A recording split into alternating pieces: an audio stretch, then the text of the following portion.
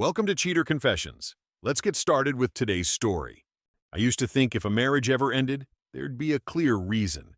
A fight, a betrayal, some dramatic reveal you could point to and say, there. That's when everything changed. But with Julia, it didn't happen that way. It just faded. We'd been married almost 8 years. No kids, not because we couldn't, but because we chose not to. We liked our freedom. Our careers were stable. In the early years, we traveled often, stayed up late watching old thrillers or documentaries, and hosted the kind of dinners where the wine never stopped and the conversations drifted long into the night. We weren't perfect, but we worked. Or at least, I thought we did. The last year was different, not because of one big shift, but a series of small ones. Touches disappeared. Conversations got shorter. Julia started going to bed earlier, turning away before I could even say goodnight. At first, I blamed work stress. We both had it. Long hours, new management, too many video calls. I didn't push. But time passed, and nothing bounced back. The affection dried up like a slow leak. She'd pass me in the hallway and not even make eye contact. No shoulder squeeze, no kiss on the neck. Just quiet, polite absence. One night, we sat on the back porch. She had a glass of wine, barefoot, the way she used to when we first moved in. "Is everything okay between us?" I asked. She didn't flinch, didn't even look surprised. Just took a sip and said, "We're evolving." Evolving? She nodded. Not every relationship stays the same forever. Maybe this is just a different stage. Then she added, almost like an afterthought, "I think we're better without intimacy. Less pressure. More peace." That line hit harder than I expected. Better without intimacy, like it was an upgrade, not a loss. I nodded slowly, but something about the way she said better felt like a door closing quietly. For good. I still wanted to believe we were just in a phase, that things would swing back like they always did. But deep down, I already knew. We weren't evolving. We were eroding. A few weeks after that porch conversation, Julia started acting brighter. Not toward me, exactly, but in general. She smiled more, laughed louder, started playing upbeat music while getting ready in the mornings. I should have felt relieved. Instead, I felt edged out. She bought new clothes, stylish, more fitted than usual, started doing her makeup again, even for simple errands. She used to complain about early mornings, but now she was up before sunrise 3 days a week for spin classes at a fitness studio across town. "Trying something new," she said when I asked. I supported it. Of course I did. Who doesn't want their partner to feel good in their skin? But it was more than that. It wasn't just that she was changing. It was that she was doing it like I wasn't part of the equation anymore. Her phone habits changed too. She started locking it. Not casually, but urgently. She used to leave it around the house, screen up, no care in the world. Now it was always face down, always silent. One evening we crossed paths in the hallway. I reached to tuck a loose strand of her hair behind her ear, something I'd done 100 times. She flinched. Not big, not dramatic, just pulled back. "Sorry," she said quickly. "Didn't see you there." I didn't say anything. I just nodded and stepped aside. But something inside me bristled. That night, she came home late. Said her team had stayed after work to prepare for a client pitch. She dropped her bag in the hallway and headed straight to the shower. I picked it up to move it. It felt heavier than usual. I opened the front pocket to slide her laptop out before it bent the spine. Except it wasn't her laptop. It was a sleek silver MacBook I'd never seen before. When I asked her about it the next morning, she didn't even blink. Work issued me a new one. Temporary. Some software issue with the old setup. She smiled, kissed my cheek. "You're cute when you worry." I smiled back, but I wasn't worried. I was waking up. After that morning, I stopped asking questions out loud. I wasn't interested in another vague excuse. I needed clarity, not comfort. So I did what I've always done when something doesn't sit right. I got quiet and started watching. Julia still acted normal, maybe too normal. She kept our routines going, shared takeout on Fridays, movie night on Sundays, but the warmth was gone. We'd become excellent roommates, nothing more. One night while she was in the shower, I checked our home network. I'd set up the router myself and had admin access. 3 devices were connected, her phone, her work laptop, and the MacBook I didn't recognize. No label, just MacBook Pro. I stared at it for a full minute before reaching out to Lucas. Lucas and I met freshman year in college. He builds digital forensics tools for a living now. Quiet guy, good with code. I didn't have to say much. He heard my voice and said, "Tell me what you've got." 2 days later, I met him at a coffee shop. I handed him the MAC address I pulled from the network and told him I needed to know what was being accessed on our Wi-Fi. I didn't say why. He didn't ask. By the next evening, he sent me a file. Metadata logs, timestamps, cached URLs. I opened it after Julia went to bed. It was mostly encrypted traffic from messaging apps and cloud drives. Nothing shocking. Until I saw a name pop up in a few user fields. Dave Reynolds. That name wasn't random. Julia had dated Dave briefly years ago, before me. I remembered the name from a Facebook photo she once untagged when we were engaged. She'd said he was just someone from the past. I clicked through more logs, secure logins from the same IP Julia used, sessions connected to Dave's email, shared files, even 2 Zoom meetings. I didn't have the full picture yet, but I had enough to stop pretending I didn't see the frame. I didn't look through everything, just enough to kill the benefit of the doubt. There were screenshots Lucas pulled from cloud previews, just text, no images. But it was enough. Julia wasn't just chatting with Dave, she was confiding in him, intimately. Being with Walter feels like watching life from behind glass. You get me in ways he never did. Sometimes I forget what it feels like to want someone. The last one sat in my head like a cold stone. And the worst part? The date. She wrote it 2 days after our anniversary dinner, the one where we sat in silence at that overpriced seafood place while she complimented the wine and nothing else. I didn't confront her. I didn't rage or pack a bag or leave the house. Instead, I mirrored her. No more late-night talks. No more subtle hand on her back when we passed in the hallway. I gave her what she clearly wanted, a marriage without closeness. For a while, she seemed perfectly fine with it. In fact, she seemed lighter.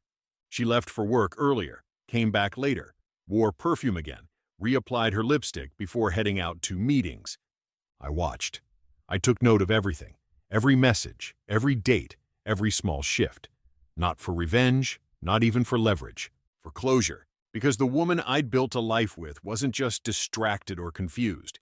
She was gone, replaced by someone who used phrases like emotional independence while writing hotel addresses to another man.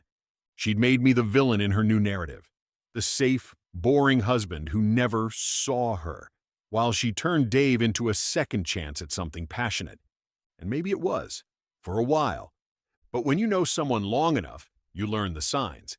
The way she pulled out her phone to text the second she turned off her alarm. The fresh bruise on her neck she covered with foundation after spinning class. The one she thought I didn't notice. I noticed everything. And now I was done playing the fool. The irony is, once I stopped chasing her, Julia started noticing me again. It was subtle at first. She'd linger a bit longer in the kitchen after dinner, sit beside me on the couch instead of the armchair. One night, she reached out and placed her hand on mine during a movie. I let it sit there for a second, then stood up and poured myself a drink. No comment, no emotion, just distance. She didn't ask why, she already knew. A few days later, while folding laundry, she looked over and said, "I feel like we're finally syncing again." I didn't look up. "Yeah?" She nodded. "You're more present." I almost laughed. Present? I'd never been more emotionally absent in my life. But I played along. Maybe. That weekend, she brought up the idea of a trip. Just us, like we used to. Rent a cabin, no phones. I looked at her, really looked at her. For a moment, she almost seemed sincere. Almost. But sincerity wasn't enough anymore. Not after I'd watched her destroy us by pretending I didn't matter. "I'll think about it," I said. I didn't. Instead, I met with a lawyer. A quiet, sharp woman named Dana who came highly recommended by Lucas. I gave her everything, the logs, the messages, the timeline. She understood what I needed without much explanation. No drama, just a clean exit. I also called a realtor and scheduled an appraisal on the house. We'd bought it together. We'd sell it apart. I wasn't going to get dragged through drawn-out negotiations or emotional games. Julia had chosen her exit months ago. Now I was just making it official. The shift was happening, and she didn't even realize it. She still thought I was the one waiting, hoping, orbiting her gravitational pull. She didn't know I'd already cut the cord. She didn't know I was done being the man she could quietly discard. But she was about to find out. It was a Sunday morning, quiet, like most of them. I made pancakes, coffee brewed. The sun was just starting to hit the kitchen window. Julia walked in wearing one of my old sweatshirts, the kind she used to steal just to feel close. "Smells good," she said, leaning against the counter. I nodded, handed her a plate. She smiled like everything was normal. I waited until she took her first bite before I slid the envelope across the table. She looked at it, then at me. "What's this?" "Everything you need," I said calmly. "Divorce papers, separation of assets. My lawyer's info is inside." She blinked, like she hadn't heard me right. "Wait, what?" she said, her voice soft, almost comical. "You're serious?" I didn't answer right away, just watched her hands tremble as she opened the envelope. This is a mistake," she stammered. "Walter, come on. You're not even angry." "I'm not angry," I said. "I'm done." She stood, pacing. "You're not even giving me a chance to explain?" "There's nothing you can explain that I don't already know." Her eyes flashed. "So what? You've been spying on me now?" "No, just paying attention. Something you stopped doing a long time ago." She stopped pacing. The color drained from her face. For the first time, I saw panic. Real panic. "Dave doesn't mean anything," she said quietly. "Then he shouldn't be so hard to delete," I replied. Silence. The kind that makes the walls feel smaller. She lowered herself back into the chair, like her legs were giving out. "I thought you didn't know," she whispered. "That's what you were counting on." "I made a mistake." "No," I said. "You made a series of choices. This is just the consequence." Her face crumpled, not into sobs, but something slower, heavier. Regret. I stood and took my mug to the sink. "There's no rush. Sign them when you're ready. I'll be staying with Lucas for a bit." She didn't follow me to the door, didn't yell, just sat there, holding the papers like they were burning her hands. And I walked out, the way I should have months ago, not with rage, with resolution. Julia didn't sign the papers that week. She didn't call either. I wasn't surprised. She'd always been good at avoiding discomfort. She'd built an entire affair around not having to feel guilty, just shifting the blame into something spiritual, progressive. We were evolving, remember? But now the script had flipped, and she had no lines left. I stayed at Lucas's place for a few weeks. Clean apartment, quiet. I started sleeping better. Not just longer. Better. Deep, full sleep.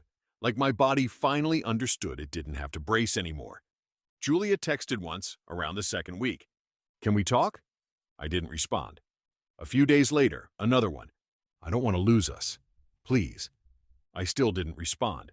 Not because I wanted to punish her. I just finally understood. Not every apology deserves an audience. Then one evening, just as I was heading out for a run, I got a knock at the door. I opened it to find her standing there. No makeup, hair tied back, wearing a hoodie and jeans like she was trying to look smaller. "Hi," she said. I nodded. "Julia." "I don't even know where to start." "Then maybe don't," I said calmly. She gave a broken laugh. "You always did know how to say the one thing that shut me up." We stood there under the hallway light. Her eyes looked raw, red. She was unraveling. "I miss you," she said. "I miss us. I wasn't thinking straight. I thought I needed something else, but—" I let her finish. "But I was wrong," she said. "I was so wrong." I stayed quiet for a moment. Then, "I believe you. But that doesn't change anything." She blinked. "Don't you miss me?" I shrugged. "I miss who you used to be. I miss who I was when I trusted you." She reached out for my hand. I didn't take it. "I'm not angry, Julia," I said. "I'm just free now, and I'm not going to trade that for another chance to be disposable." Her face fell. I stepped back. "Take care of yourself." And then I closed the door. Not slammed, not locked. Just closed. Finally, fully closed. A week passed. I moved into a new place. 2 bedrooms, hardwood floors, no ghosts. I bought a cheap coffee table I had to build myself and a secondhand couch that creaked when you sat down too fast. It was perfect. I slept better, ate cleaner, started running again. played guitar in the evenings, sometimes for hours. I reconnected with friends I hadn't seen in years and made a few new ones. There was no master plan, just space, finally. Julia didn't fight, didn't apologize again. She just faded into the background, the same way she'd been fading for months before I ever left. The house sold quickly, clean paperwork, fair split. Dana made sure of that. No back and forth, no drama. Julia signed the final documents at a notary's office downtown. I got the confirmation in an email late one Friday afternoon, just a scanned signature and a closed case number. Lucas and I split a bottle of scotch that night. Didn't talk much. We didn't have to.